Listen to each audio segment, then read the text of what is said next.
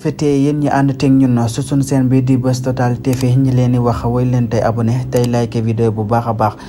Proche Ousmane Sonko Mame Mbaye Niang yëngal na lii di réewum Sénégal surtout ci capitale bi di Dakaru yëngal na ko fépp ay yàqu-yàqu mën na nemmeeku nan ko si biir Dakaru njaay gi leen moo ko waral proche Ousmane Sonko Mame Mbaye Niang moo ko waral te proche boobee sax mu wax ne des ko mujj rapporté bala 30 mars 2023 la ñu amalaat boobee la procès mu di proche Ousmane Sonko Mame Mbaye Niang ñu nemmeeku si nag ay manifestations yu xamante ne si ne ñi ànd ak Ousmane Sonko ñoo ko doon def jàmmaaroog li nga xamante ne si moo di takki der yi fii si Dakaru ba tax na bëri na ñu si jële ay gaañu-gaañu ak ay yàqu-yàqu yu bëree bëri lan gis fii si Dakar ñuy ñaan yàlla na fi yam ni wax rek suñuy kilifay diine tamit yàlla nañ si gaaw a yëkkati kàddu ba ak dal mën a dellu si daat ci réew mi parce que nag dañ ko reporté le 30 mars te buñ si waxulit le 30 mars bu ñëwaatee ba moytuwul te mën naa deme lu mel ni parce que tey jii nag yaakaar naa réewum Sénégal gi